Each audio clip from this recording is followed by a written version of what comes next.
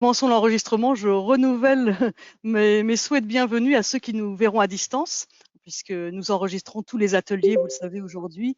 Ça permet à ceux qui ne peuvent pas être parmi nous de pouvoir voir à distance, enfin plutôt en asynchrone, comme on dit maintenant, le contenu de tous ces ateliers. Puis comme nous avons des ateliers parallèles, c'est bien parce que si vous êtes à l'atelier 2, bien, vous ne pouvez pas être à l'atelier 1 et peut-être que l'atelier 1 vous intéresse aussi, donc vous pourrez le voir en différé.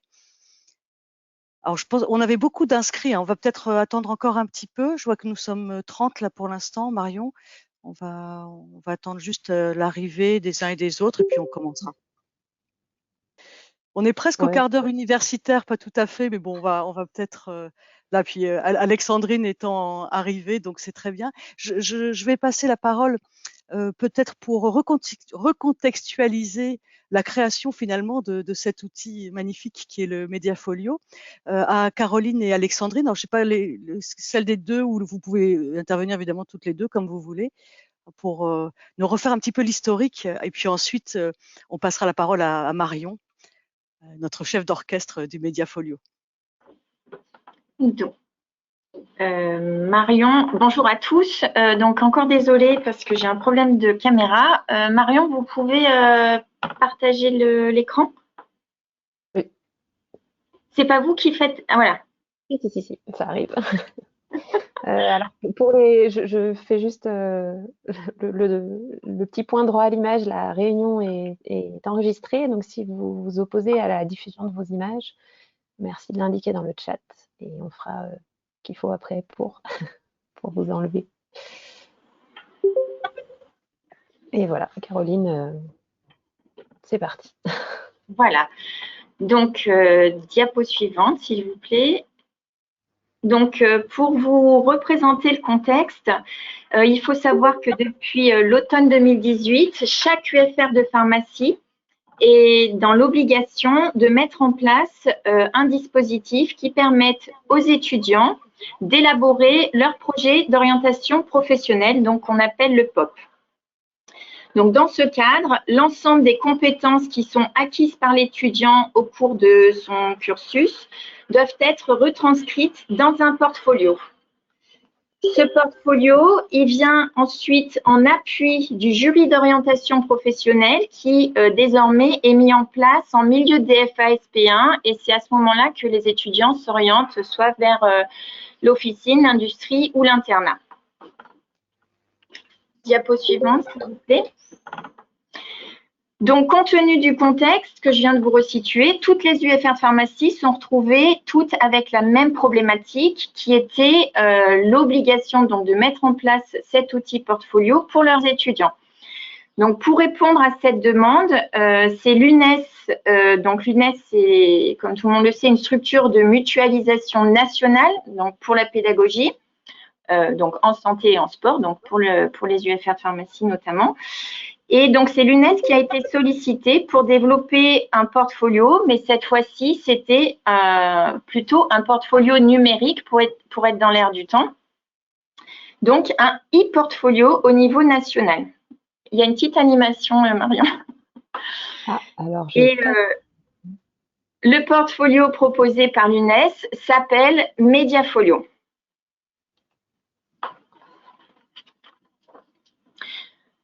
Donc, on a établi un cahier des charges au départ. Il nous fallait un outil qui soit simple et ergonomique, qui soit national mais adaptable au niveau local, puisque chaque UFR traite son POP de façon différente. Donc, il fallait qu'on puisse gérer des groupes, qu'on puisse déposer des fiches modèles. Il fallait que ce portfolio il soit évolutif, puisqu'on en a besoin dans le premier cycle, mais il fallait que ça puisse suivre l'étudiant au cours de sa scolarité. D'ailleurs, les étudiants vont avoir la possibilité de quitter l'université avec leur portfolio s'ils en font la demande.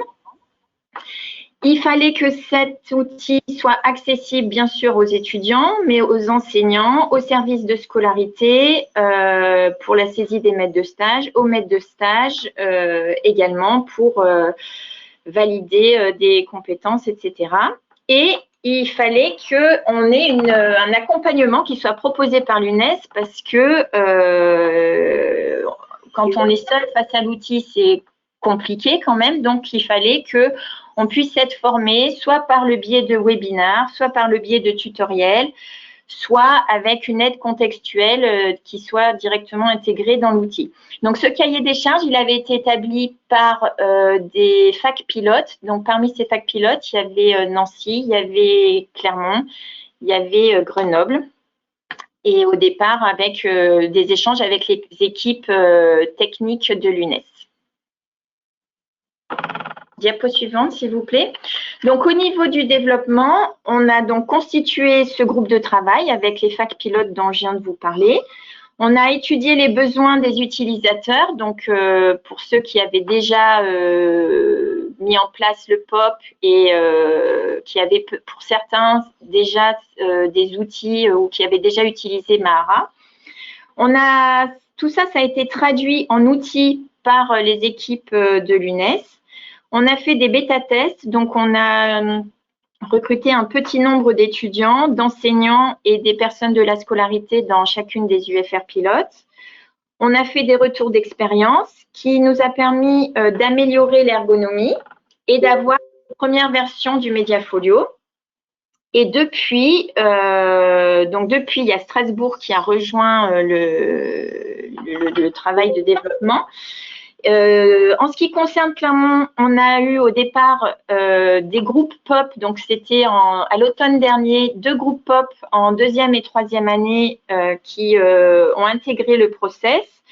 En novembre, on a rajouté 2 groupes POP de DFGSP2 et puis en février, on a mis toute la promo de 2e année. Et du coup, l'ensemble des étudiants de 2e année et des enseignants référents dans le POP ont été formés sur Clermont. Je ne sais pas s'il est présent, mais il devait être là ce matin. Notre responsable de POP au niveau Clermont a choisi d'utiliser Mediafolio uniquement comme outil d'échange avec les étudiants, c'est-à-dire qu'aujourd'hui, on n'utilise plus la plateforme de l'université, on passe uniquement par Mediafolio pour déposer des ressources, pour leur donner tout le programme du POP de l'année, pour qu'eux-mêmes déposent des ressources et les échangent avec, je vais dire, les référents POP qui les accompagnent au cours de leurs études. Donc ça, c'est vraiment un choix qui a été fait au niveau de l'UFR par le responsable de POP. Je crois que je vais te dire autre chose. Alors c'est vrai que on a eu la chance de bénéficier d'une formation un peu particulière en étant fac pilote. Après, comme tout outil, si on l'utilise pas fréquemment, on oublie un petit peu le fonctionnement. Donc on a créé une sorte de calendrier pour que les étudiants chaque mois et quelque chose à faire sur Mediafolio pour conserver leurs acquis sur la connaissance de l'outil en fait. Quoi qu'il en soit, c'est un outil qui est assez intuitif. Je trouve que le résultat, il est sympathique, c'est agréable. Alors, en plus, l'équipe de l'UNES, que je remercie, est très réactive. Dès qu'on rencontre un souci, tout de suite, ils répondent très rapidement pour nous aider. Donc, pour l'instant, le fonctionnement, on est sur la bonne voie. Diapo suivante, s'il vous plaît, Marion.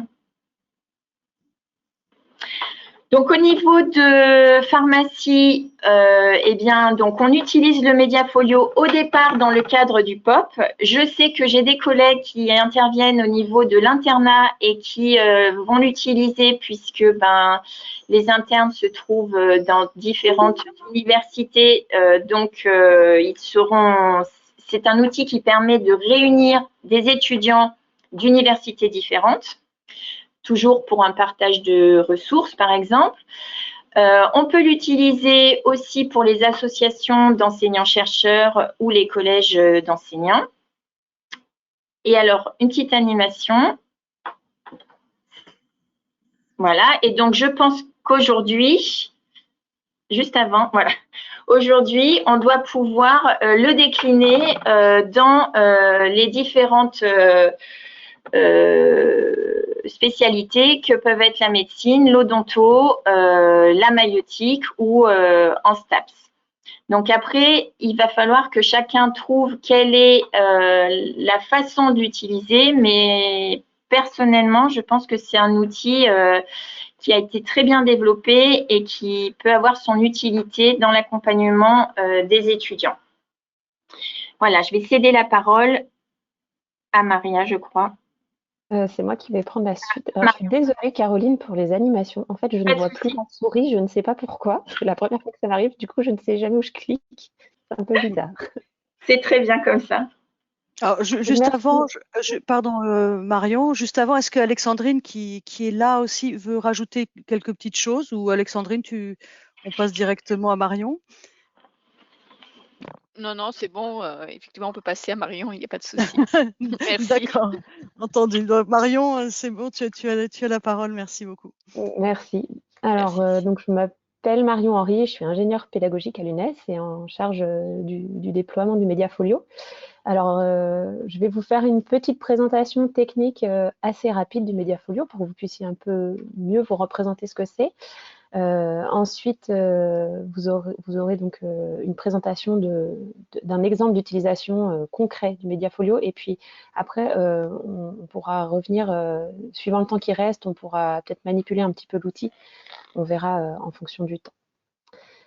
Donc, le Mediafolio, qu'est-ce que c'est? On l'a dit, mais je le répète, c'est un portfolio numérique qui permet de garder ces traces d'apprentissage pour les étudiants et pour les enseignants de garder des traces aussi de sa vie professionnelle et de pouvoir les stocker donc de manière dématérialisée et y avoir accès partout. Il y a une confusion qui est souvent faite entre portfolio et compétences. À l'UNES, on a deux outils distincts, donc le portfolio qui sert vraiment à stocker les traces et un outil qu'on appelle l'outil compétences qui sert, lui, à évaluer les compétences. On vous en parlera tout à l'heure puisque on vous présentera également cet outil. Mais il faut bien avoir en tête que le Mediafolio, c'est vraiment uniquement l'aspect stockage des traces d'apprentissage. C'est un outil personnel qui permet donc de stocker vos propres données, mais aussi qu'on a voulu collaboratif, donc avec la création de groupes de travail dont on vous a parlé. Et c'est un outil qui est utilisateur centré, donc contrairement aux plateformes type Moodle, comme SIDSNG, dans lesquelles c'est les enseignants qui vont gérer des parties auxquelles ils vont donner accès aux étudiants, etc. L'outil Mediafolio, on a chacun son espace. On peut chacun faire ce qu'on veut sur son espace. On est autonome sur son espace. Et ensuite, on donne aux autres utilisateurs la possibilité de voir, de voir certaines parties de notre espace. Donc, c'est vraiment une philosophie qui est très différente des plateformes type Moodle. Et ça peut en dérouter certains d'entre vous, mais voilà, n'hésitez pas quand vous rentrez sur le Mediafolio, c'est votre Mediafolio, il n'y a que vous qui voyez ce qu'il y a dessus. Donc, vous pouvez faire tous les tests que vous voulez dessus sans aucun problème. Et c'est la même chose pour les étudiants. L'étudiant a un Mediafolio qui est quasiment similaire à celui des personnels. La seule différence, c'est en gros des droits pour créer des groupes qu'on appelle des groupes institutionnels que les personnels ont et que les étudiants n'ont pas. Mais sinon, le Mediafolio étudiant et le Mediafolio personnel, c'est le même. La connexion au Mediafolio, c'est une connexion qui est facilitée, hein, comme celle pour les outils de l'UNES en général. Donc, vous vous connectez avec vos identifiants universitaires, identifiants et mots de passe. Donc, ça se fait très facilement. Et donc, on va rentrer dans la partie un peu plus technique. Alors, c'est là que je vais peut-être un petit peu... Est-ce que vous voyez toujours mon écran? Non, vous ne voyez plus mon écran. Bon. Alors, excusez-moi, je relance. Voilà. Je vais essayer de ne pas cliquer n'importe où cette fois. Alors, on va balayer les fonctionnalités du Mediafolio sous forme de slide parce que le petit tour du Mediafolio est un peu long sinon. Donc, le Mediafolio permet donc de stocker des documents personnels dans un espace personnel qui se trouve donc que vous pouvez retrouver sur la partie gauche de votre Mediafolio. Sur le bandeau de gauche, vous avez un espace qui s'appelle Mes documents. Et dans cet espace, vous allez pouvoir stocker à la fois des documents qui proviennent de votre ordinateur, comme des documents des images, des documents PowerPoint, des documents .doc, etc. Et vous allez également pouvoir créer des documents en ligne qu'on appelle des pages. Je vous montrerai ensuite ce que c'est. Vous avez un espace qui est l'espace sur lequel vous arrivez quand vous vous connectez au Mediafolio, qui est un espace de groupe. Cet espace regroupe tous les groupes auxquels vous appartenez. Donc, vous ne voyez que les groupes auxquels vous appartenez, quel que soit votre statut. Ces groupes peuvent être institutionnels, c'est ceux qui sont matérialisés par une icône orange, donc ils sont créés par des personnels. Ça va être des groupes dans lesquels il va y avoir des fonctionnalités particulières et des groupes standards qui sont matérialisés par l'icône bleue, qui eux vont pouvoir être créés par n'importe qui. Donc les étudiants peuvent créer des groupes standards, ils peuvent s'inviter, créer des groupes de travail entre eux, etc. Les enseignants n'ont pas la vision sur ces groupes. En revanche, ça permet donc de faire du travail collaboratif. Enfin, les enseignants n'ont pas la vision, sauf si en tant que personne, ils ont été invités à rejoindre le groupe, évidemment. On va donc pouvoir également créer des pages en ligne. Donc les pages, ce sont des documents qui sont stockés directement sur les serveurs du Mediafolio. Ces documents vont pouvoir être agencés de plusieurs manières. Donc ce que vous voyez à droite, c'est un exemple de page dans lequel on a mis des images, on a inséré des vidéos, on a inséré des plans, on a inséré du texte, etc. Mais vous verrez tout à l'heure avec la présentation de Maria que ces pages, ça peut aussi être des documents type document Word avec uniquement du texte. Donc ça permet une très grande liberté. Et l'intérêt, c'est que ces pages peuvent être partagées avec d'autres utilisateurs. Donc, vous pouvez donner accès en lecture à d'autres utilisateurs à ces pages sans avoir besoin d'envoyer un mail avec une version du document qui ne sera pas forcément à jour. Ici, la personne qui crée une page et qui la partage, lorsqu'elle fait des modifications sur cette page, eh ben, les modifications vont immédiatement pouvoir être vues par les utilisateurs qui ont le droit d'accès à cette page. Elles sont également duplicables, hein, donc on peut en faire des copies pour les modifier, etc. Et vous pouvez donc les consulter en ligne à tout moment. On a également mis en place des fonctionnalités d'import d'un ancien portfolio Mahara. Donc ça vient tout juste d'être mis en place la semaine dernière. Pour ceux qui utilisaient déjà des portfolios Mahara dans leur université, certains ont émis le souhait de récupérer les anciennes productions, donc notamment les pages qui étaient dans leur portfolio local. Et donc, on a mis en place cette possibilité la semaine dernière, donc vous pouvez importer vos pages et pour les retrouver dans le nouveau portfolio Mediafolio. Vous avez également la possibilité de garder votre portfolio pour les étudiants à l'issue de leurs études. Et voilà, si vous quittez l'université ou en tant qu'enseignant.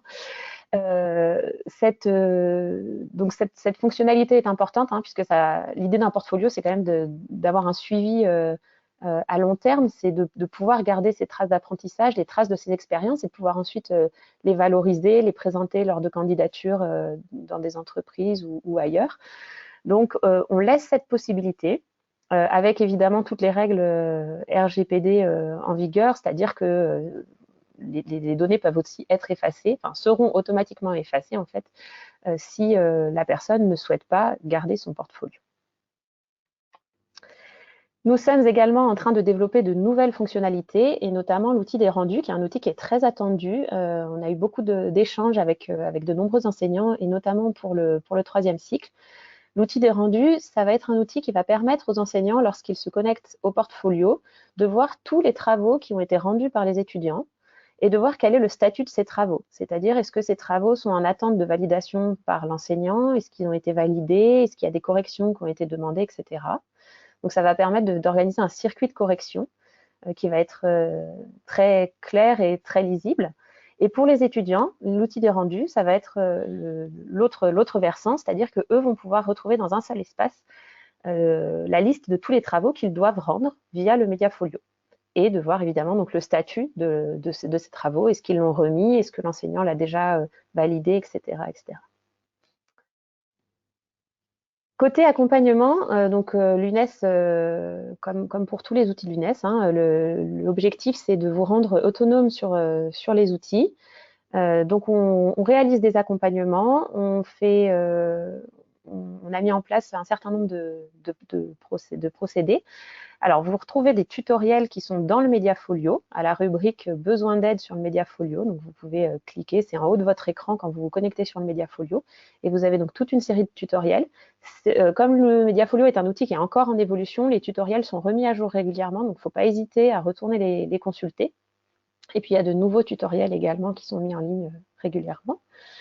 Nous allons créer un parcours de formation en ligne qui sera sur SID-SNG et qui pourra donc qui pourra vous aider à prendre en main l'outil.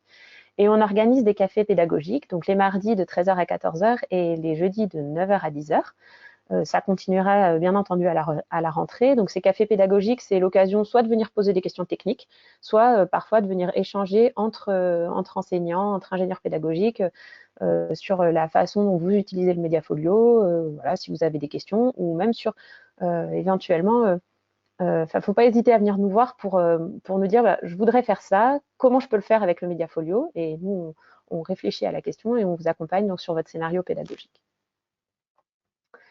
Depuis le déploiement, donc on a accompagné plusieurs équipes qui ont donc les équipes de Clermont-Ferrand, Strasbourg et Nancy, qui sont rentrées alors d'abord en phase pilote puis ensuite en phase active. Notamment pour Strasbourg, dont vous aurez le retour tout à l'heure. Donc ça, on a fait ça depuis le début de l'année. On a formé un peu plus de 200 étudiants et puis une centaine d'enseignants. On a également réalisé des accompagnements en prévision de la rentrée 2021, donc ça pour différentes composantes et différents cycles. On est en train, donc là, le portfolio pour l'instant, comme il a été développé avec la pharmacie, on a développé avec eux les scénarios pédagogiques pour le groupe POP, mais on est en train de développer donc d'autres scénarios pédagogiques avec différents cycles et différentes composantes. On organise donc également des sessions d'échange sur les scénarios pédagogiques, donc soit dans le cadre de cafés pédagogiques, soit parfois à l'extérieur quand les besoins sont plus avancés. Et puis, on a eu de nombreux retours, et ça, c'est vraiment super. C'est vraiment ce dont on a besoin à l'UNES, donc les retours des utilisateurs en pratique, parce qu'on a fait beaucoup de tests avant, que ce soit avec des étudiants ou avec des enseignants. Mais c'est vrai que on a toujours des surprises. Plus il y a de personnes qui utilisent un outil, plus on a des retours. Et donc, on améliore constamment l'outil en fonction des besoins de la communauté et en fonction des éventuels bugs qui peuvent apparaître. Donc, l'avenir sur le Mediafolio, c'est l'outil des rendus dont je vous parlais tout à l'heure qui devrait arriver à l'automne 2021. On est actuellement en plein développement avec Etico, qui est l'entreprise qui travaille sur le Mediafolio avec nous. Nous allons mettre en place un lien vers l'outil compétences. Donc l'outil compétences, on va vous le présenter d'ici une demi-heure, je pense. Et donc on fera en sorte qu'il puisse y avoir un lien entre cet outil compétences qui va vraiment valider les compétences des étudiants et le Mediafolio qui lui va permettre de stocker éventuellement les preuves de l'acquisition de ces compétences. Nous souhaiterions mettre également des groupes d'échange et de documents et de modèles pour la communauté. Donc la façon dont ça va être fait, c'est encore en réflexion, mais on a une forte demande d'enseignants de partout, en fait, de se dire, bah, si un enseignant de la fac de Lyon prépare des documents à l'attention de ses étudiants, mais qui pourraient servir à d'autres enseignants de la fac, mettons de Caen, eh bien, l'idée, c'est que on fasse des groupes où il y a des modèles de pages qui sont dans le Mediafolio auxquels tout le monde a accès. Donc, on va voir si on crée ça par composante et cycle, etc. Mais on est en tout cas très, très content de pouvoir discuter de ça avec vous pour voir quels seront vos besoins. Si vous souhaitez être tenu au courant de toutes les évolutions du Mediafolio, vous pouvez vous inscrire à une newsletter. Alors, vous aurez le PowerPoint, donc vous pourrez retrouver ça, mais via un groupe Mediafolio, on a créé un forum qui vous enverra, dans lequel on postera les nouvelles mises à jour du Mediafolio. Ça vous permettra de suivre l'actualité du Mediafolio. Alors, j'en ai fini pour la partie technique. Si ça vous va, ce que je vous propose, c'est de passer à la présentation de l'exemple d'utilisation du Mediafolio dans le cadre du projet POP. Maria, c'est bon pour toi? Pardon, Oui, Maria, juste parce qu'il y avait une question en tout début ok, de séance auquel nous n'avons pas répondu. d'accord, j'ai Je pas vais vu, reprendre j'ai le pas le chat. chat. Oui, voilà, je vais reprendre le chat. Donc, la réponse a été faite pour l'export, l'export-import des Oui, données sur enfin, sur des portfolios locaux. Mais il y avait une question sur est-ce que finalement le POP n'est une obligation que pour la pharmacie? Alors, je parle, il y a beaucoup de disciplines composantes qui sont représentées, donc je parle sous leur contrôle. À ma connaissance, hein, pour avoir présenté par exemple en conseil du FR à Rouen le POP, cette obligation en tout cas de passer par un portfolio concerne vraiment la pharmacie, c'est assez spécifique. Voilà, je parle des disciplines de santé et sport, hein, parce que je ne suis pas allée voir du côté des autres disciplines universitaires, bien sûr, mais si vous avez des, comment dire, des compléments d'information sur le sujet, je vous incite à répondre aussi dans le chat. Hein, tout le monde a accès au chat et vous pouvez répondre plus précisément que moi. Voilà, alors ça y est, juste pour j'en ai compléter, fini pour cette parenthèse et donc je rends la parole. dans les échanges qu'on a avec les enseignants, effectivement, personne ne nous a parlé d'obligation de portfolio à part en pharmacie. En revanche, localement et dans certaines disciplines, on a des gens qui sont intéressés pour orienter les étudiants sur l'utilisation du Mediafolio pour garder effectivement leurs traces d'apprentissage et pour valoriser en fait toutes leurs expériences, etc. Donc Ah oui, c'est oui, sans être une on parlait, obligation, effectivement, ça, oui, oui, bien il sûr. y a des On enseignants parlait juste qui, voilà, d'obligation, mais ouais, ouais, il y a beaucoup de projets, c'est même ça, quand ce n'est pas obligatoire, il y a des c'est ça, projets tout à fait intéressants. Et notamment, voilà, j'ai eu l'occasion d'échanger avec mes collègues d'Odonto de Nice, qui sont très intéressés par l'outil, je sais. voilà. Donc Maria, si ça te va de Oui, oui, oui, t'enchaîner. bien sûr. Est-ce que je peux partager Alors, mon écran pour, ou tu préfères, non, si tu peux le partager, si, alors, je vais, tu dois pouvoir le prendre normalement, le partage, ouais, comme tu es organisatrice. j'essaie. Donc, est-ce que vous voyez mon écran? C'est bon? Oui. Voilà. Voilà, donc bonjour tout le monde. Donc moi je suis Maria Zegnoun, donc je suis enseignante à la faculté de pharmacie de Strasbourg et je vais pendant ces quelques minutes qu'on me propose au cours de cet atelier, donc vous présenter, vous faire un petit retour d'expérience très récente de l'utilisation du Mediafolio dans les cadres du projet d'orientation professionnelle donc à la faculté de pharmacie de Strasbourg.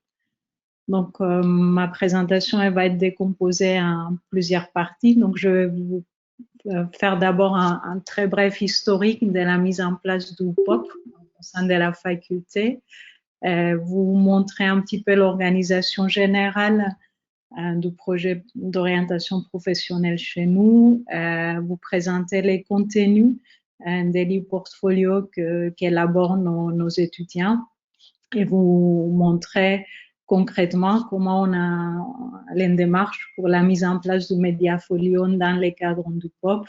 Et je finirai par quelques conclusions et quelques premiers retours sur l'outil. Donc, tout d'abord, un petit historique sur la mise en place du POP chez nous. Donc, avec mes collègues Anne Cassé et Clarisse Mechling, qui n'ont pas pu malheureusement être là aujourd'hui, on a travaillé déjà en 2016 pour la mise en place d'un dispositif d'accompagnement de nos étudiants. Donc, à partir de leur entrée en deuxième année, par des enseignants référents. Donc, notre objectif déjà à l'époque, c'était d'inciter les étudiants à réfléchir sur leurs projets professionnels très tôt au cours de leur parcours de formation. Et aussi, et ça c'était un point important aussi, c'était d'identifier les étudiants qui étaient en difficulté pour essayer de prévenir les échecs. Donc, pour atteindre ces objectifs, on a mis en place des entretiens entre les étudiants et les enseignants référents Donc, des entretiens qui étaient au départ sur la base du volontariat et ensuite obligatoires, et bien sûr des guides d'aide et d'information en destination des enseignants et des étudiants.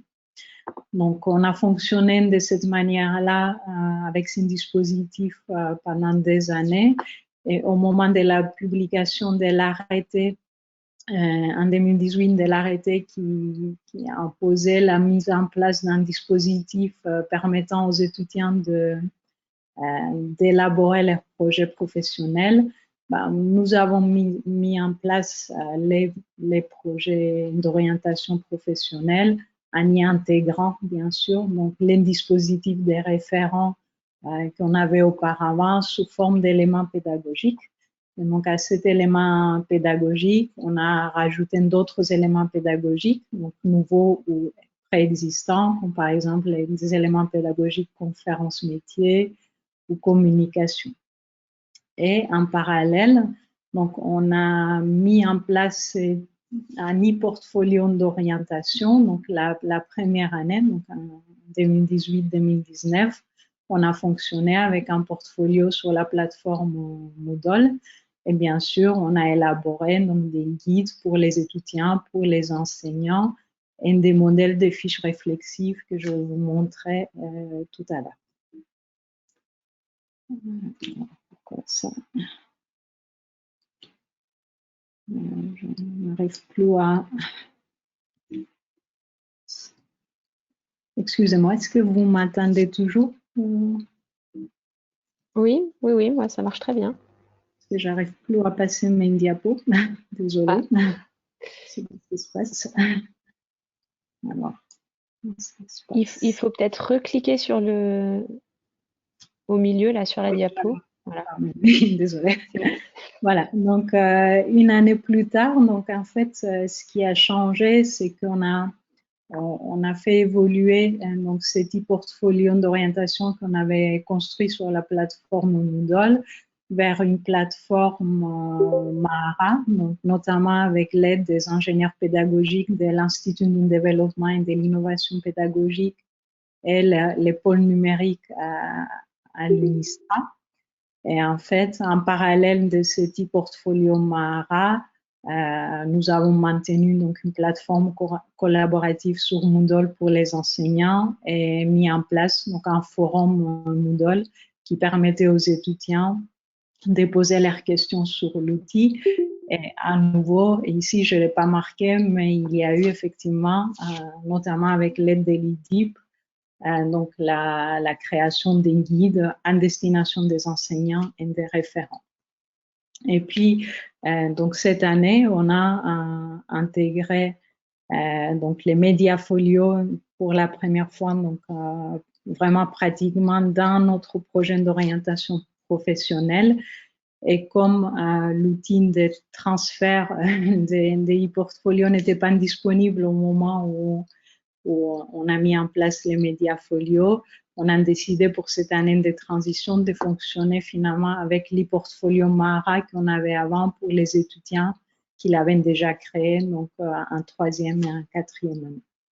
Donc cette année, le médiafolio a été mis en place concrètement pour nos étudiants de deuxième année. Donc, comment s'organise les POP chez nous? Donc, en fait, c'est un dispositif, il s'articule essentiellement sur 3 années d'études, donc la deuxième, la troisième et la quatrième année. Donc, en deuxième année, nous avons intégré dans les maquettes, donc au semestre 2, une UE projet d'orientation professionnelle qui vaut 3 ECTS, dans laquelle on va retrouver des éléments pédagogiques comme les langues ou les outils numériques, et des éléments pédagogiques communication, conférences métiers, entretien avec les référents e-portfolio. Donc, c'est là-dedans que s'intègrent les médiafolios. Et puis, d'autres éléments obligatoires qui ne sont pas des éléments pédagogiques, mais que les étudiants doivent effectuer pendant la deuxième année. Donc, qui sont des enquêtes métiers avec des professionnels de leur choix et l'obligation de participer à des forums des métiers du médicament. Donc, en troisième année, on va retrouver une deuxième UE POP, donc à nouveau en deuxième semestre, qui vaut également 3 ECTS. Donc, dans cette deuxième UE POP, on va retrouver les langues étrangères, les recherches bibliographiques et à nouveau, donc les éléments pédagogiques, communication, conférences métiers, entretien avec les référents e-portfolio et puis les enquêtes métiers et la participation au forum. Et enfin, en quatrième année, donc tout se passe chez nous au premier semestre, donc où on propose donc aux étudiants un entretien avec les référents et une rediscussion du contenu de leur e-portfolio, donc y compris leur CV, leur lettre de motivation pour une orientation vers une filière, en vue du jury POP qui a lieu au début du mois de décembre et qui valide finalement l'avis du référent en fonction de ces discussions et du contenu de l'e-portfolio de l'étudiant. Donc, plus spécifiquement, donc, on commence en deuxième année avec l'attribution, donc au tout début de la deuxième année, donc au tout début du premier semestre, avec l'attribution des référents à chaque étudiant. Et ensuite, un premier entretien obligatoire de prise de contact avec une demande vers l'étudiant de rédiger à l'issue de cet entretien une fiche réflexive qu'il va intégrer plus tard dans son e-portfolio. Donc, tout au long de l'année, donc au premier ou au deuxième semestre, les étudiants doivent suivre dans le cadre de ces POP, donc effectuer donc des enquêtes métiers avec un professionnel, donc au moins une obligatoire, donc une en deuxième année, une en troisième année, avec à nouveau une fiche réflexive à intégrer à terme dans l'e-portfolio. Ils doivent aussi suivre 3 conférences métiers. Donc, ce sont des conférences métiers qui sont organisées par les associations étudiantes de la faculté. Donc, dans les domaines de l'officine, de l'internat ou de l'industrie pharmaceutique. Et donc, ils ont 3 conférences obligatoires avec 3 fiches réflexives par année à rédiger. Ensuite, ils doivent participer une fois par an donc, à un forum métier du médicament. Et puis, pour l'instant, c'est obligatoire en troisième année chez nous. Et ça s'est fait dans les cadres de l'élément pédagogique communication. Donc, les étudiants doivent rédiger leur CV, leur lettre de motivation pour leur orientation en filière et déposer ces éléments aussi dans les e-portfolios pour une discussion avec les référents. Donc, la formation à l'e-portfolio vient finalement au tout début du deuxième semestre, avec une heure et demie d'enseignement dirigé sur l'e-portfolio. Donc, ça a eu lieu cette année pour nos deuxième année au courant du mois de janvier. Et donc, pendant cette séance, c'est une prise en main de l'outil, etc. Donc, je vous montrerai tout à l'heure. Et donc, ça permet aux étudiants voilà, de commencer à intégrer déjà à ce moment-là seulement, effectivement, les fiches qu'ils auraient éventuellement rédigées au premier semestre. Et enfin, donc chaque année, donc que ce soit la deuxième ou la troisième année, se termine par un entretien obligatoire avec les référents qui permet donc aux référents de finaliser les suivis du portfolio, de faire des retours aux étudiants et à nouveau une fiche réflexive qui valide voilà, la fin de chaque année universitaire et une validation du portfolio par les référents et aussi une réflexion sur l'avenir et sur les étapes à effectuer par la suite dans le cadre de cette POP. Donc, que contient les portfolios que nos étudiants complètent. Donc, en fait, on leur propose dès le début d'année des modèles de fiches réflexives sur chacun des éléments qu'ils auront à suivre pour valider ces projets d'orientation professionnelle. Donc, en fait, vous voyez ici un exemple. Par exemple, ça, c'est une fiche réflexive, un modèle de fiche réflexive pour les conférences métiers. Et donc, les étudiants vont rédiger au fur et à mesure de chaque année donc les fiches réflexives sur les conférences qu'ils ont suivies, sur les entretiens qu'ils ont effectués avec les référents ou avec les professionnels, sur les conférences ou les discussions qu'ils ont eues pendant les forums, etc. Donc, on inclut dans ces portfolios, donc comme je vous ai dit, les CV et la lettre de motivation de l'étudiant pour son orientation en filière en vue du jury POP. Et bien sûr, donc, tout autre document que l'étudiant souhaite y rajouter aux éléments qui sont obligatoires. Donc, ce portfolio, il est partagé avec les référents, il est validé. Donc, c'est les référents, en fait, qui fait l'intermédiaire, qui valide ce petit portfolio et qui fait les liens avec les jurys POP. Donc, j'arrive maintenant à vous montrer un exemple concret. Donc, la démarche, les étapes concrètes qu'on a suivies pour mettre en place, pour intégrer les médias folios dans les POP. Donc, la première étape était finalement la création d'un groupe institutionnel qu'on a prénommé ainsi, et dans lesquels on a inscrit donc, les étudiants et les référents, et tous les enseignants qui participent au dispositif. Donc, vous voyez ici, c'est un groupe qui apparaît avec, donc, effectivement, dans la rubrique actualité, donc un petit message de bienvenue pour les étudiants.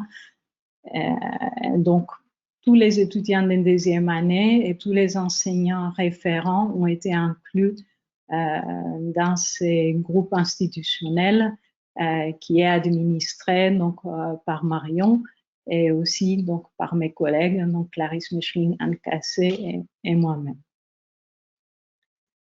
Donc, la deuxième étape a consisté à déposer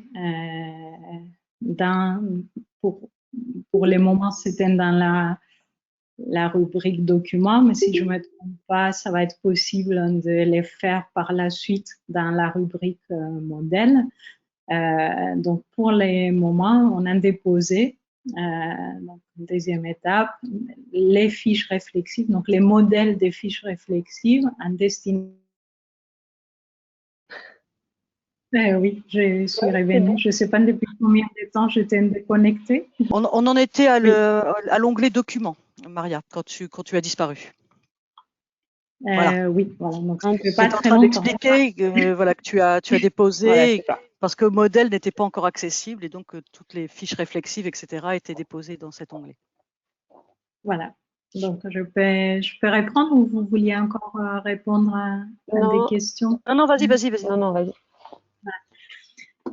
Oui, donc en fait, ce que j'étais en train d'expliquer, c'était qu'effectivement, on a déposé les fiches réflexives, les modèles des fiches réflexives dans cet espace document.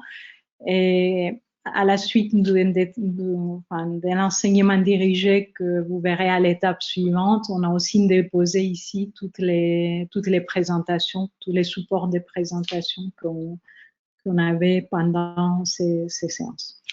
Donc, effectivement, donc en janvier, on a effectué un enseignement dirigé, donc d'une heure et demie pour nos étudiants de deuxième année, pendant lesquels ils ont pu se connecter aux médias folios, dupliquer des pages, modifier les noms des pages, puisqu'on leur a donné des consignes par rapport au nom pour que ce soit plus facile à suivre par la suite.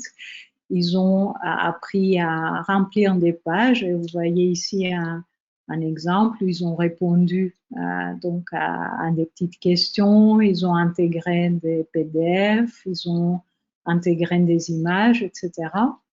Et ils ont partagé ces pages, ils ont appris à partager ces pages avec les référents. Et donc ça, c'est l'exercice d'application que vous voyez. Donc on leur a fait un petit retour. Donc ça, c'était les premiers contacts des étudiants avec les Mediafolio, ce qui leur a permis donc du coup de commencer à intégrer tous les documents qu'ils avaient préparés déjà au premier semestre dans les Mediafolio. Donc étape suivante, donc en parallèle suite à la formation des étudiants, il y a une des séances des formations des enseignants d'une heure qui ont été effectuées grâce à Marion et ses collègues. Donc ça a permis aux enseignants déjà de voir l'outil, de voir comment ça fonctionnait, de leur montrer aussi comment repérer plus facilement les documents partagés avec eux par leurs étudiants et aussi comment éventuellement faire des commentaires, faire des retours aux étudiants par rapport à l'outil. Donc ici, je vous montre un exemple. Donc, c'est le portfolio qui a été partagé par un de mes étudiants.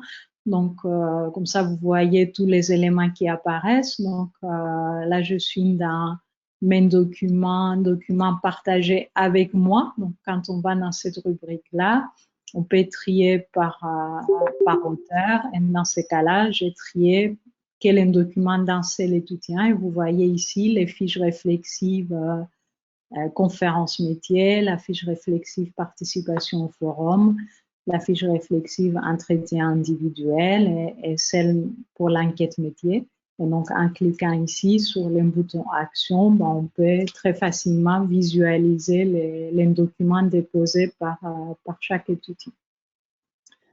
Donc là, vous voyez, je vais un peu plus dans les détails. Donc, une fiche réflexive conférence métier où l'étudiant, voilà, il met la date de la conférence, les titres, les informations sur les conférenciers. Il doit aussi rédiger une dizaine de lignes sur les contenus de la conférence. Et puis, s'il a les informations, indiquer quel a été le parcours de formation du conférencier, quels sont les points forts et les points faibles du métier qui a été présenté, et ensuite pourquoi il a choisi d'assister à cette conférence, est-ce qu'il a envie d'aller plus loin, etc. Et puis là, vous voyez les retours de cette fois-ci, c'était très succinct que j'ai fait à cet étudiant, en sachant que par la suite, une fois que toutes les fiches ont été reçues, il y a eu l'entretien individuel qui nous a permis de discuter plus en détail sur les choix de cet étudiant. Donc, pour conclure, en fait, on a concrètement démarré cette mise en place du Mediafolio en janvier 2021. Donc, d'abord avec les étudiants, puisqu'on leur a proposé un enseignement dirigé d'une heure et demie, donc avec une aide très précieuse de l'équipe de l'UNES. Et puis, de janvier à avril, donc les étudiants ont pris en main l'outil, ils ont élaboré des fiches, ils les ont déposées, ils les ont partagées avec les référents. Et dans cette période-là, donc il y a eu des séances de formation des enseignants par l'équipe de l'UNES, avec plusieurs sessions d'une heure qui ont été proposées. Et puis un enregistrement des séances pour permettre aux enseignants qui n'ont pas pu assister aux formations en direct de les suivre par la suite. Donc, au mois d'avril et mai, donc les enseignants référents ont vérifié donc, les documents partagés par leurs étudiants et ont effectué avec eux donc, les entretiens obligatoires OS2 Donc, ce qui leur a permis en fait de valider les éléments pédagogiques entretiens avec les référents et e-portfolio et conférences métiers qui rentrent, comme je vous l'ai dit, dans les UE POP, donc 1 ou 2 en fonction que ce soit un deuxième ou un troisième année. Donc, quelques retours pour finir. Donc, la prise en main de l'outil nous semble facile de la part des étudiants, parce qu'effectivement, après 1 heure et demie d'enseignement dirigé, très peu de nous ont été contactés pour des difficultés qui seraient liées au dépôt des fiches ou au partage des fiches. Donc, il n'y a pas eu vraiment des soucis particuliers à ce niveau-là. On a eu quelques retours avec un peu plus de difficultés de la part de certains enseignants, mais on pense qu'en partie, ça c'est dû au fait que là, on était sur une période de transition pendant laquelle ils ont dû utiliser l'outil Mediafolio pour les étudiants d'une deuxième année qui suivent et l'outil PharmaMara qu'on avait l'année dernière pour les étudiants en troisième ou en quatrième année. Et cette utilisation parallèle, je pense que ça a posé un certain nombre de problèmes qui ne devraient plus être là l'année prochaine quand tout le monde utilisera que les médias Folio. Et puis, je voulais insister vraiment sur l'accompagnement qu'on a eu à tous les niveaux, effectivement, par l'équipe de l'INES.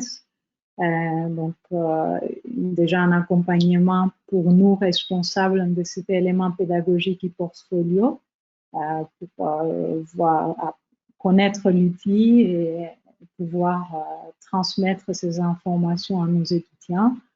Donc, des formations à l'outil donc pour les enseignants et pour les étudiants, l'aide à la résolution des problèmes et vraiment une écoute continue finalement vis-à-vis de nos retours, celle des étudiants, pour pouvoir faire évoluer cet outil le plus favorablement possible. Donc, je vais juste finir en remerciant vraiment tout le monde qui a participé à ce travail, donc, mes collègues Anne-Cass et Clarisse Mouching, les ingénieurs pédagogiques de l'UDIP, Marie-Laméry et Madera, et bien sûr l'équipe de l'INES. Voilà, donc je vous remercie pour votre attention. Oui. Merci beaucoup, Maria, pour ce retour d'expérience de Strasbourg, qui est l'université, enfin la faculté de pharmacie phare dans l'utilisation du Mediafolio maintenant, puisqu'elle a mis en pratique vraiment, en vrai, j'allais dire en live, avec les étudiants de deuxième année. Donc, on va peut-être passer peut-être aux questions. Je vois que Marion répond dans le chat, mais on peut peut-être répondre à l'oral, Marion, sur les 2 dernières questions du chat, et puis donner la parole pour un temps d'échange sur les présentations et sur des questions, qu'elles soient d'ordre technique ou d'utilisation de l'outil, ou alors d'ordre pédagogique. Oui, alors la question dans le partage, on nous propose pair ou gestionnaire. Normalement, ça avait été enlevé parce que c'était des fonctionnalités qui n'étaient pas utiles pour le moment. Pair ou gestionnaire, ça dépend de la correction, ça permet de faire ce qu'on appelle des corrections entre pairs en ingénierie pédagogique, mais ce n'était pas prévu pour le Mediafolio. Donc, pour le moment, il ne faut pas remplir cette case. Normalement, elle avait été désactivée, mais il y a peut-être des endroits où on a oublié de la désactiver. En fait, quand vous partagez, il faut choisir le nom de la personne avec laquelle vous pouvez partager, qu'elle soit enseignante ou pas. Hein, vous pouvez partager, les partages peuvent se faire entre étudiants, entre n'importe quel utilisateur. Mais voilà, pour l'instant, il ne faut pas tenir compte de ça. Et ça m'intéresserait de savoir où est-ce que vous étiez quand vous avez vu ça, parce que je suis étonnée que ça soit encore quelque part. Alors, je précise un peu du coup à la réponse, est-ce que le Mediafolio peut servir de base de dépôt, de séquence d'enseignement à e-learning? C'est vraiment pas l'usage prévu pour le Mediafolio, et ça va être très vite ingérable de faire du e-learning sur le Mediafolio. Donc, si vous voulez faire des séquences de e-learning, des vraies séquences de e-learning, il faut plutôt ouvrir des espaces. Alors, je ne sais pas dans quelle composante vous êtes, dans quelle région vous êtes, mais on peut vous ouvrir des espaces dans SIDSNG pour que vous puissiez faire des séquences locales de e-learning. L'utilisation du Mediafolio dans le cadre de cours, c'est pour le partage de documents et pour du travail collaboratif, mais pas pour, voilà, pas pour des vraies séquences de e-learning avec des vidéos, des HTML5, etc. Alors, est-ce que la multiplication des plateformes UNES, Moodle, Teams ne complique pas trop les usages pour les enseignants et les étudiants? Je vais laisser Maria, Caroline répondre, peut-être. En fait, disons que chez nous, l'utilisation de plusieurs plateformes a été faite parce qu'au moment où on a démarré, effectivement, on n'avait pas, en fait, l'université de Strasbourg n'avait pas encore choisi la plateforme e-portfolio qu'elle allait déployer. Donc, c'était la question, est-ce qu'on part plutôt vers une plateforme Mahara ou une autre plateforme? Mais comme ça n'avait pas été tranché au niveau de l'université, on avait choisi de partir plutôt sur la plateforme Moodle au départ. Ensuite, effectivement, quand les choix de Strasbourg a été fait pour une plateforme Mahara, ben, du coup, on était aussi là un peu les testeurs de l'université, puisque c'était uniquement un pharma qui avait ses portfolios spécifiques qu'on a bénéficié bien sûr d'un grand accompagnement de l'IDIP. Et puis ensuite, maintenant, on a basculé sur les Mediafolio, puisque la faculté a décidé finalement, les Mediafolio, c'est aussi du Mahara.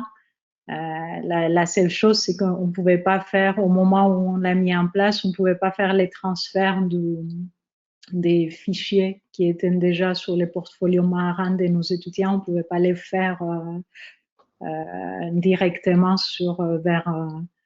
vers les Mediafolio. Mais effectivement, en fait, nous, on utilise Moodle finalement juste pour faire les retours des enseignants, c'est-à-dire que les enseignants, ils consultent sur Mediafolio, ils voient les partages des documents. Et l'utilisation qu'on fait maintenant des Moodle en parallèle, c'est juste l'indépendant de tous les documents utiles pour les enseignants. Donc, par exemple, les guides, etc., au cas où ils veulent revenir sur quelque chose. Et aussi des sondages qui leur permettent de compléter, de valider finalement les portfolios pour chacun des étudiants qui suivent, parce que chaque enseignant suit, on va dire, entre 8 et 12 étudiants, si on cumule c'est de deuxième, troisième et quatrième année. Et du coup, les enseignants font les retours sur Moodle et nous, en tant que responsables de l'élément pédagogique, on compile tous les retours et on envoie à la scolarité finalement la validation de l'élément pédagogique ou pas. Merci Maria, si je peux compléter. Donc sur Clermont, alors je ne devais pas vous présenter l'expérience clermontoise, mais comme je vous l'ai dit tout à l'heure dans la présentation, le responsable du POP, qui est Eric de Biton, a validé le choix d'utiliser uniquement Mediafolio pour le POP. Donc la plateforme Moodle, elle est vraiment dédiée au dépôt des ressources pour nos enseignements. Et pour tout ce qui est du POP, toutes les ressources sont déposées sur Mediafolio. Donc, il dépose le planning des séances, il dépose les supports qui sont nécessaires pour les étudiants, il dépose des fiches métiers pour qu'ils les consultent. Tout est déposé sur Mediafolio. Et Teams, on l'utilise pour nos visios quand les enseignements se font à distance. Après, les études, comme je vous le disais tout à l'heure, là, c'est vraiment les étudiants de deuxième année qui sont intégrés dans le process. On avait des étudiants de troisième et quatrième année qui étaient des bêta-testeurs, mais c'est vraiment les petits nouveaux, j'ai envie de dire. Donc, dès le départ, eh ben, ils ont été mis au pli.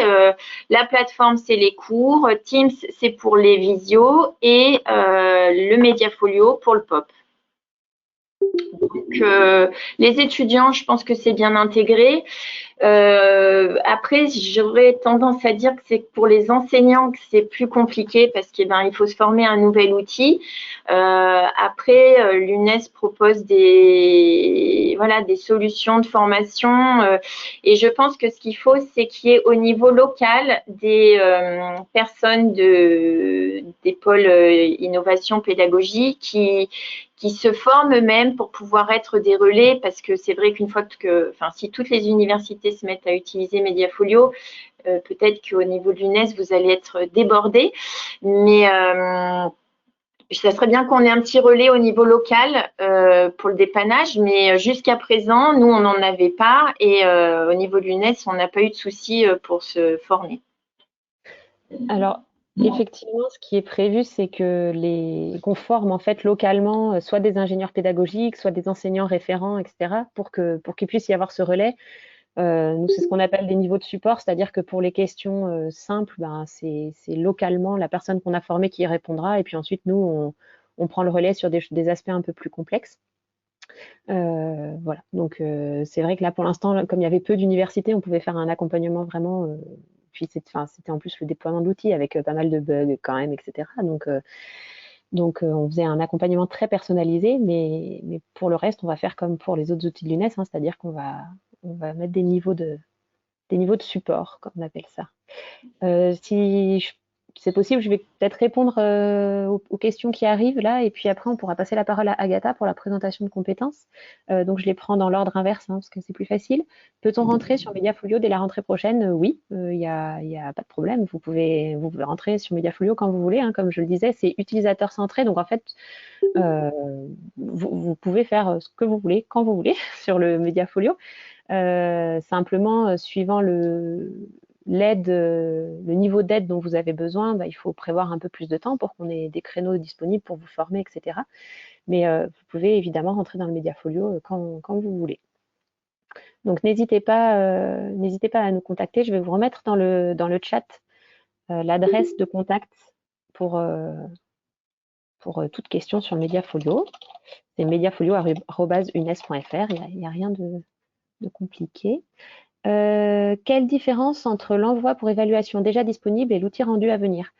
L'outil rendu, au niveau informatique du terme, il va se baser sur la fonctionnalité envoi pour évaluation. Simplement, l'envoi pour évaluation, il y a plusieurs... c'est pas très lisible. C'est l'outil brut Mahara.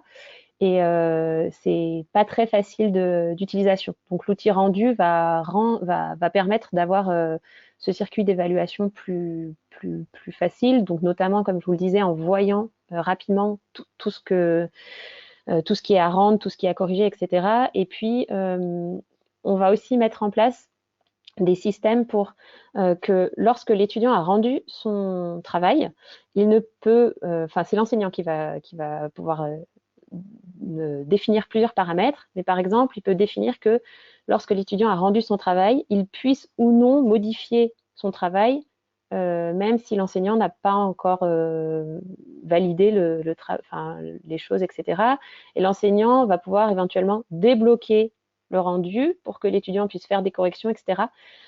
Voilà, c'est un peu complexe comme ça, mais vous pouvez utiliser l'envoi pour évaluation tant que l'outil rendu n'est pas disponible, mais il est un peu difficile à utiliser. Voilà. Alors, est-ce que l'accès au portfolio fonctionne au-delà de l'inscription universitaire? Donc ça, c'est ce que je disais tout à l'heure. Il est prévu que les étudiants puissent avoir accès, ou n'importe qui, puisse avoir accès au Mediafolio après, par des codes différents qu'on lui délivrera. Voilà. Et il peut également effectivement exporter son portfolio pour aller l'installer sur un autre Mahara, hein, puisque Mahara c'est c'est une plateforme qui est libre et gratuite, hein, c'est du logiciel libre. Donc, au choix, soit il reste sur le Mediafolio avec des codes particuliers, soit il exporte son portfolio pour l'importer sur un autre Mahara. Le groupe tutoriel Mediafolio est bien ouvert à tous. Il faut juste s'y inscrire donc en cliquant sur besoin d'aide sur le Mediafolio. Et je crois que c'est bon. J'en ai pas oublié. Je pense qu'on a déjà répondu à la Voilà. question de Jackie pour l'information sur Mediafolio. J'ai pas vu ça. Oui, comment se forme-t-on à Mediafolio? Donc, il y a l'espace tutoriel, bien sûr, il y a les cafés pédagogiques, et puis il ne faut pas hésiter à contacter Marion pour d'autres formations éventuellement de référents locaux supplémentaires. Et je vous engage vraiment à venir au café pédagogique, c'est sans inscription, ça, vous pouvez passer juste quelques minutes, mais ça permettra au moins qu'on discute un petit peu de votre projet, et puis s'il y a besoin d'un accompagnement plus poussé, on prend rendez-vous, et voilà. Est-ce qu'on peut peut-être passer la parole à Agatha, comme il est déjà 11h20, pour qu'elle nous parle des compétences? Ça vous va? Oui, parfaitement. Elisabeth, c'est bon pour toi? Merci beaucoup pour les échanges. Et on va passer donc maintenant la parole à Agatha qui va nous parler d'un autre outil de l'UNES qui est aussi très prisé. À toi, Agatha, merci beaucoup. Merci. Bonjour à tous et à toutes. Merci Marion, j'ai la main.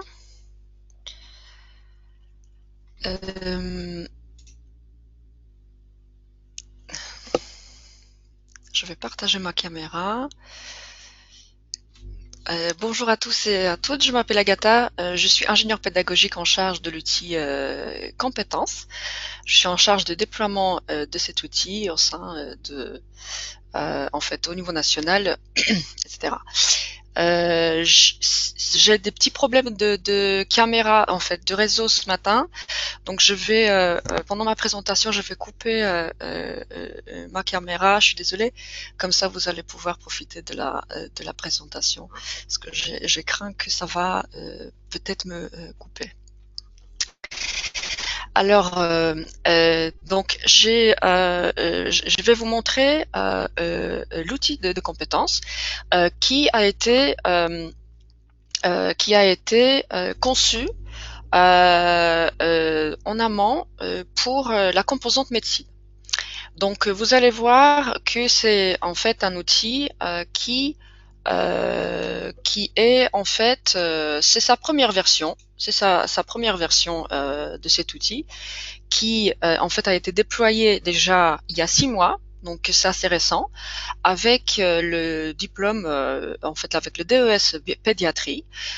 Donc en fait le déploiement que vous voyez c'est très récent, et en fait on travaille toujours sur la première version de cet outil qui a été conçu effectivement pour au départ pour la composante médecine, mais l'outil va censé être déployé avec toutes les composantes et l'outil va forcément on va le faire évoluer en fonction des besoins effectivement des utilisateurs parce que vous pouvez avoir chez vous d'autres besoins en fonctionnalité, etc. Donc simplement pour l'objectif de mon intervention, ça serait de vous montrer quels acteurs participent et utilisent l'outil de compétences, donc dans le processus de validation des stages.